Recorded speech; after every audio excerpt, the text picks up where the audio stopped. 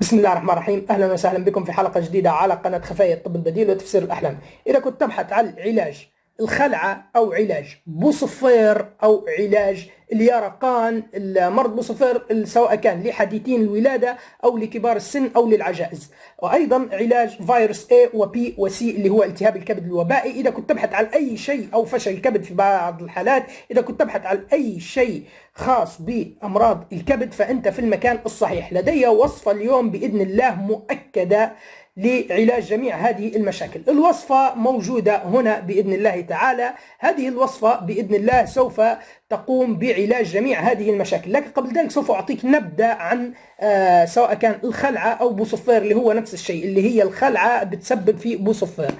أولا الخلعة، ما هي الخلعة؟ الخلعة سواء كان الناس اللي ما بتعرفش، مش من شمال أفريقيا، ما بتعرفش معنى الخلعة، اللي هي مثلا الفزع، أو مثلا تكون ماشي فجأة بيطلع في وجهك شيء معين، أسد أو شيء من هذا القبيل، فبتخلع أو بتفزع. فالفزع هذا مباشرة بيأثر على الكبد وبيسبب في الكثير جدا من المشاكل. هذه بتقيس عليها طبعا، هو مفيش مستحيل انه بيطلع لك طبعا اسد او شيء من هذا القبيل، لكن بتقيس عليها اي شيء او اي موقف فزع.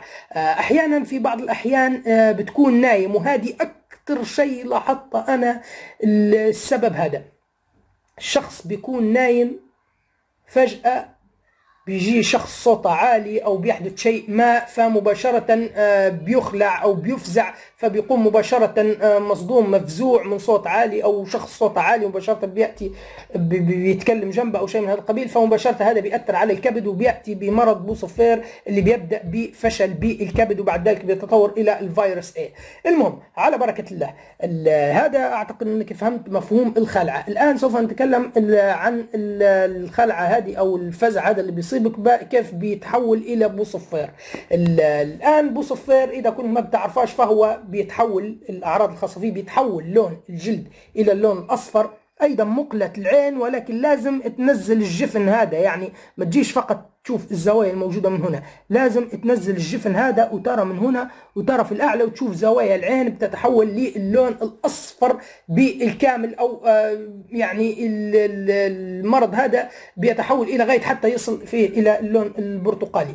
أسباب اصفرار الجسم خاصة عند الأطفال، أولا إذا كان الطفل تم ولادته قبل الأسبوع 37، تناول الطفل كميات غير كافية من حليب الأم، أيضا عدم وجود توافق بين زمرة الدم، يعني فصائل الدم بين الأم والطفل، إذا كان الأم بتعاني من مشاكل في الكبد، أو إذا كانت الأم بتشتغل او شيء من هذا القبيل. المهم ان هي ما تاخذش القسط الكافي من الراحه، او دائما وابدا هناك من يقوم بايقاظها اثناء النوم، لان معروف ان الحامل ما تقومش بايقاظها ابدا اثناء النوم، لكي ما تحدثش هذه المشكله للجنين وللام في الولاده، اللي هي مشكله اليرقان او بوصفير. اذا كنت ما بتعرفش بوصفير، راهو في القديم الغابر له يعني قضى على عشرات الملايين من البشر وتحول الى وباء، واسال اي شخص كبير في السن بيخبرك عن الوباء اللي جاء للبوصفير. بوصفير هذا موجود فيه عده مراحل، فيها المراحل اللي بتشفى لوحدها، وفيها اللي بتحتاج علاج معقول، وفيها الحالات المعقدة. اليوم الحل اللي عندي بيقضي على جميع هذه المشاكل دفعة واحدة. أيضا من الأعراض الخاصة بالبوصفير هو خفقان القلب، لكن مش خفقان عادي، ما هوش يعني الخفقان اللي بيأتي في حالات فقر الدم أو في بعض الحالات، لا، الخفقان اللي بيأتي في بوصفير بيأتي خفقان وفيه خوف، خصوصا هنا في منطقة الكبد، بتأتي مثل حالات النوبات من الفزع والهلع، يعني تحس نفسك خائف، وبعد ذلك بيبدأ القلب تك تك تك تك تك تك تك تك. إما بيبقى هذا التك تك تك طوال اليوم 24 ساعة، أو ممكن بتشعر بين فترة وأخرى بهذه النوبات، خصوصا عند النوم أو عند الاستلقاء. هذا إذا كان حد قام بخلعك أو قام عمل لك فزع وأنت نايم، فمجرد أنك أنت تأتي بتنام بتهجم عليك تلك الضربات اللي هي ضربات القلب قبل النوم.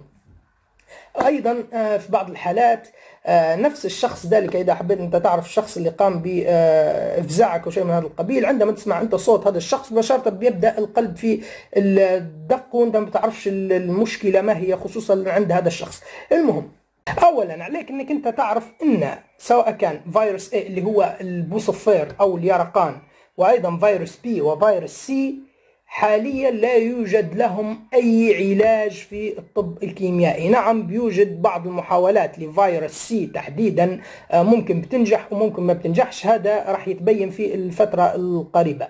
لكن بالنسبة لمرض بوصفير وفيروس بي لا يوجد لهم حاليا أي علاج. ممكن بيعطوك علاج يحافظ على يحصر الفيروس أو بيعمل له مثل التنويم مثل التخدير، بيحصره في العدد والمكان اللي هو موجود فيه، ما بيتمددش وما بينتشرش وبيصير مثل قلب. للعلم فيروس بي وسي ممكن ان هم وايضا بوصفير بيظهروا عند اي شخص من الناس، ولكن متى؟ عندما تضعف مقاومة الجسم الخاص به.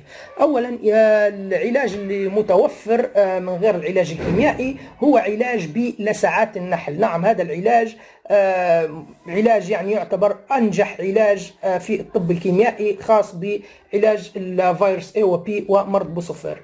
الان الوصفة اللي عندي أنا إذا داومت عليها بإذن الله تعالى راح تقوم بالشفاء من فيروس A وفيروس B وبوصفير وفيروس C، ولكن مع المداومة عليها.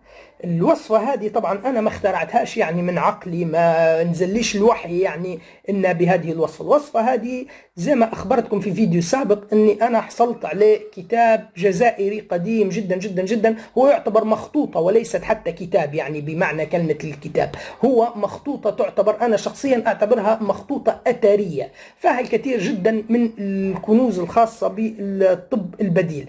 الوصفة اللي موجودة لدي أو العشبة اللي موجودة لدي لم يتطرق لها في الكتب الخاصة فيه لا ابن سينا ولا أبو داود الأنطاكي، يعني الضرير أبو داود الأنطاكي لم يتطرقوا إلى هذه العشبة. هذه العشبة فقط موجودة في الطب اللي موجود كان في الجزائر، كان فيه طب بديل قوي جدا في العصور الغابرة، وكان من أكثر الأنواع أو أكثر الدول اللي معروفة واللي أكثر نجاعة. المهم الوصفة اللي معانا اليوم، أولا قبل أن نحن نستخدم هذه الوصفة عليك أنك أنت تفهم أن مرض بوصفير ما هو مرض بوصفير، هو انسداد القنوات الصفراوية، يوجد فيه قنوات صفراوية من المرارة يعني بتنزل للكبد، بتقوم بتصفية ماذا وظيفتها. الكبد أصلا ما هي وظيفته هو تنقية الدم من السموم. أي شيء أنت بتاكله بيوجد فيه مواد ضارة أو بيوجد فيه سموم بيدخل الجسم، بتأتي الكبد بتقوم بتكسير ذلك السم أو ذلك المادة الضارة، وبتقوم بطرحها إما عن طريق البول أو عن طريق العرق أو عن طريق بعض الإفرازات الثانية اللي هي عن طريق الجلد. تمام. الآن عليك أنك أنت تفهم التالي.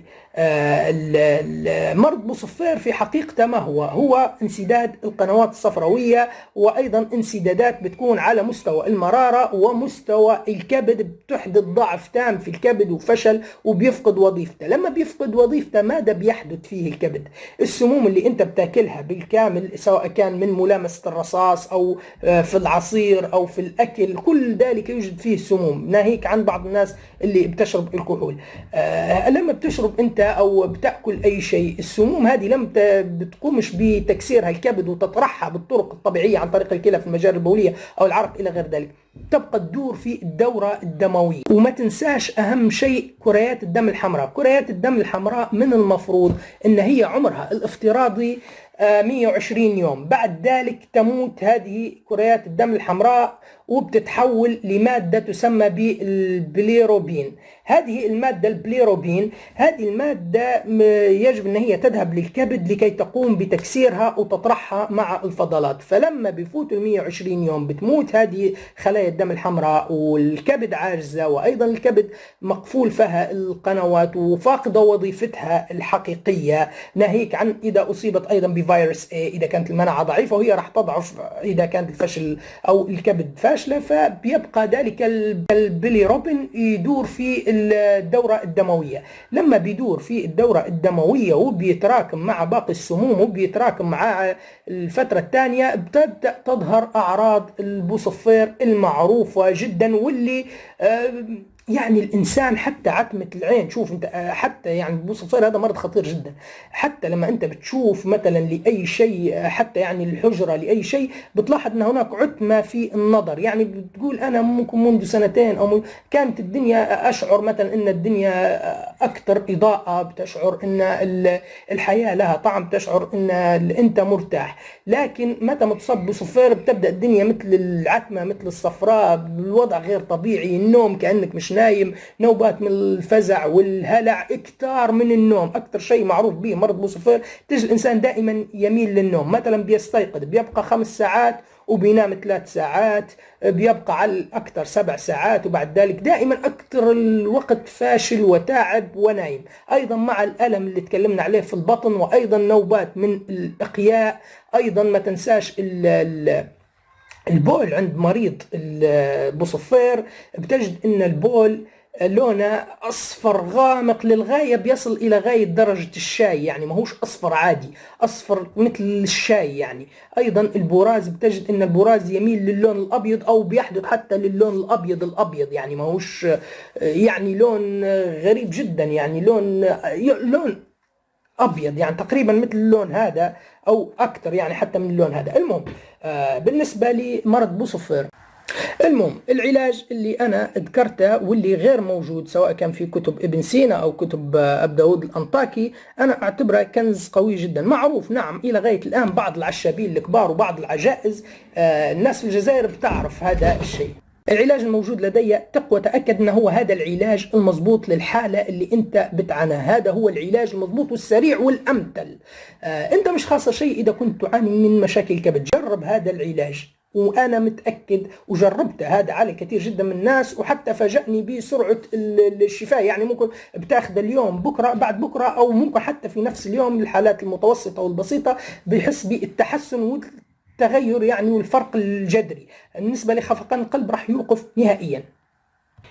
العلاج هذا المذكور أو اللي راح أذكره أنا اليوم تم ذكره أيضا في القرآن الكريم، ولكن للأسف ما حدش انتبه لهذه النبتة وما حدش فكر أنه هو يبحث كثيرا. نعم يوجد فيها بعض الناس اللي هي بتذكر لها فوائد، ولكن فوائد عادية، ولكن إن هي تقضي على أمراض وأوبئة مثل البوصفير أو الفيروس بي والفيروس سي، فهذا اللي غاب عليه الكثير جدا جدا جدا من الناس. وأنا من هنا أنصح جميع المعامل وغيرها أن هي تأخذ أي حد بيشوف هذا الشرح وهو أول مرة يشرح على اليوتيوب، أنا أنصح الجميع إن هم يقوموا بأبحاث عن هذا الموضوع. أنا متأكد حتى ماديا راح يدر عليهم أموال كثيرة وكثيرة جدا.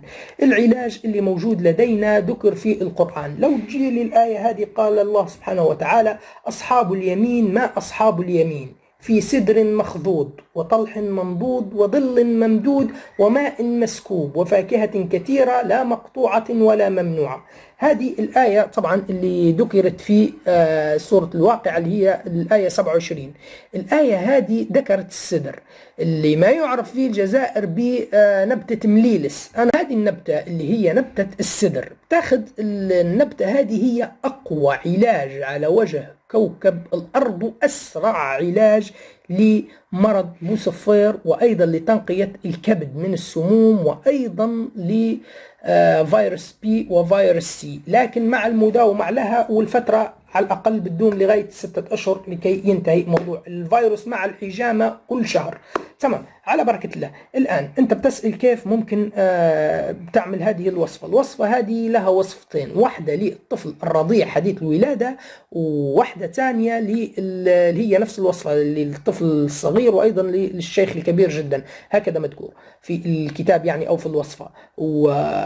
الوصفة الثانية لشخص مثلا مثلي أنا. الناس اللي مثلي أنا بتأتي بكأس مثل هذا، على سبيل المثال كأس مثل هذا الماء اللي انت بتشوفه هنا، هذا عبارة عن ماء سدر. انظر لي اللون الخاص به. هذا بتاخذ مثلا لكل كأس ماء مثل هذا بتاخذ فيه 3 ملاعق من أوراق السدر. نعم أوراق السدر أو أوراق شجرة مليلس كما تعرف في الجزائر.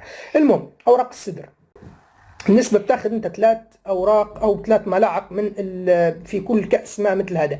بتغلي الماء أولا إلى غاية أنه هو يصير يفور، بعد ذلك بتحط 3 ملاعق وبتنقص الغاز على لهب بسيط جدا، بتتركه طبعا ما بين 3 دقائق إلى غاية 4 دقائق، وانت قافل الغطاء الخاص بالبراد أو بالشيء اللي انت راح تطبخ فيه.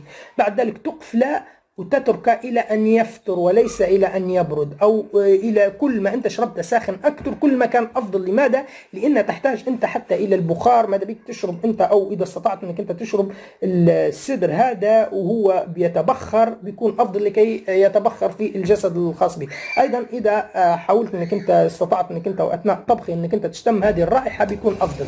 الطفل الصغير أو حديث الولادة اللي ما ينفعش أنه هو يشرب مثل هذه الوصفة. أول ما بيأتي حديث الولادة الأم الخاصة فيه إذا كانت حتى هي تعاني من بوصفير بيقولها وقفي ما عادش تشربي ذلك الطفل، فهذا خطأ فادح يعني من الحليب الخاص بك، هذا خطأ فادح. لا، بتشرب هذه النبتة ما بين 3 إلى لغاية 4 كاسات يوميا، يمكن تزيد حتى أكثر ما فيش مشكلة. تقوم بإرضاع ذلك الطفل، ولكن ليس إرضاع بس، بترضع ذلك الطفل وراح تذهب له هذه المادة عن طريق حليب الأم بالشكل الآمن اللي ما فيش فيه أي أضرار. تأتي بأوراق سدر تقوم بوضعها على السرير، هذه بتنفع للكبير السن وبتنفع للطفل الرضيع. بتفرشها الأوراق هكذا وبتفرش فوقها شيء معين وبتخلي ذلك الطفل ينام فوقها، لأن الرائحة الخاصة بالسدر راح تذهب مرض بوصفير بشكل نهائي. وهذا ما تسألنيش أنت إذا كنت تريد مثلا تفسير علمي أو شيء من هذا القبيل، لا، هذه وصفة من الطب البديل، وصفة مؤكدة أؤكد ليك ذلك على مسؤوليتي أجرب. لكن المهم بينام فوقها وبتفرش عليه شيء وبيضل يعني الطفل بينام عليها أو كبير السن إلى غاية الأسبوع. خلال هذا الأسبوع أنا أؤكد لك خلال يومين فقط راح ينتهي الموضوع وراح تنزل مادة البيلوبروبين. عندما أنت بيدخل هذا السدر ماذا بيحدث؟ بيفتح المسامات المغلقة في الكبد وبيعمل على تقوية الكبد وبيعمل على تنظيف وإزالة وتصريف السموم من الكبد، وبالتالي تسترجع الكبد الوظائف الخاصة بها والممرات المسدودة اللي هي القنوات الصفراوية لغير ذلك. فمباشرة راح تبدأ في تنقية الدماء مباشرة، راح تتخلص من البيليروبين اللي المفروض ما يتجاوزش ال11، والمفروض يعني النسبة في الدماء ما تتجاوزش ال11 أو ما تتجاوزش حتى ال7 في الوضع الطبيعي. مباشرة راح تبدأ أنت في التحسن، راح تشعر أنت بالفارق الكبير جدا جدا ما بين قبل وبعد. أيضا يمكن خلال هذه الفترة بتاخذ يوميا، إذا كنت مثلا في مثل سني أنا بتاخذ كاستين من أو إذا كانت حالتك مستعصية وتريد شفاء سريع تاخذ حتى 3 كاسات من النوع هذا. بعد ذلك انتبه جيدا، بتاخذ في الأسبوع مرتين بتاخذ كاستين من مغلي الهندباء. بتذهب للعطار بيعطوك جذور الهندباء، بيعطيك هذه جذور الهندباء. إذا كنتش تعرف جذور الهندباء فهي بهذا الشكل تباع، انتبه جيدا، هكذا بهذا الشكل تباع جذور الهندباء عادي جدا، انتبه جيدا، هذا هو الشكل الخاص بها تباع هكذا. تمام. هذه أيضا بتاخذ منها ملعقتين في كأس ما مثل هذا بعد ما يغلي، نفس الطريقة ونفس الفترة الزمنية. أيضا يمكن الاستعانة بالخرشوف، تاخذ منها أيضا كاستين أسبوعيا مع الكاسة الخاصة بالسدر يوميا أو كاستين خلال فترة. بالنسبة لبوصفير من الأسبوع إلى غاية الشهر راح ينتهي على أقصى تقدير، أو 40 يوم على أقصى تقدير، هذا في الحالات الحادة والحادة جدا والمزمنة. أما بالنسبة للفيروس الكبدي البي والسي فبتحتاج أنك أنت تستمر إلى غاية حتى 6 أشهر أكثر أقل مع الحجامة يوميا في الفترة المنصوص عليها اللي هي من يوم 17 و21 في الشهر العربي في الكاهل والأخدعين. لماذا؟ لكي تقوم بإخراج الفيروس اللي بيكون بيجري في الدم وما زال، لأن في هذه الفترة بتظهر السموم على سطح الجلد أو بتطلع يعني على الجسم في هذه الأماكن. المهم لا أريد الدخول في هذه الموضوع. المهم أنت نفذ هذه الطريقة. هذه الطريقة مؤكدة 200% على مسؤوليتي وعلى ضمانتي، قمت بتجربتها. ما تنساش الرضع بتفرش لهم أوراق السدر وبتضع فوقها شيء وبتنيمهم عليه. كان هذا هو الموضوع. يجب على النساء دائما وأبدا خصوصا عند الرضع ان هي تنتبه دائما وابدا للاطفال الحديثي الولاده. لماذا؟ لان اول ما بينزادوا او اول ما بيطلع الطفل هذا الحياه بيبدا مباشره تكسير كريات الدم الحمراء، والكبد ما بيكونش اصلا مكتمل النمو، فماذا بيحدث ارتفاع لمادة البيليروبين، وبالتالي بيظهر أعراض بوصفير واصفرار الجلد، وأيضا اصفرار العين واصفرار الأظافر. وانتبهوا دائما وأبدا للون البراز، إذا كان لون البراز مثل الشاي أو البول مثل الشاي، والبراز إذا كان لونه أبيض. فمن هنا عليك أنك أنت تنتبه دائما وأبدا. وهو افتراضيا المفروض أن هم يقوموا بعد أي مولود جديد بعد 4-5 أيام من ولادته يقوموا ب طبعا قياس نسبة البيليروبين. إذا كان أكثر من 7 8 أكثر من 10، فمن هنا بيصنف هذا الطفل أنه هو مصاب بالبوصفير. والطريقة مضبوطة والطريقة مؤكدة وعلى ضمانتي أنا، فقط جربوها من أول استخدام، ثاني استخدام، ثالث استخدام، على أكثر تقدير راح تبان النتائج وراح تشعر أنت بالفارق. المهم كان هذا هو الموضوع. أيضا الناس اللي عندها الخلع والخوف والفزع والدقات الغير مفسرة وهجمات الفزع، وأيضا بعض التشنجات اللي بتأتي أثناء النوم، فهذا كله العلاج الخاص فيه فقط في هذه الكأسة وفي هذا البراد. كل ما عليك أنك أنت جرب وادعي لي. إذا كانت هذه مرة تشاهد القناة، خاصة بنا تصدق على زر الاشتراك في هذا الفيديو. أيضا تنسى دعمنا بلايك ومشاركة على جوجل. السلام.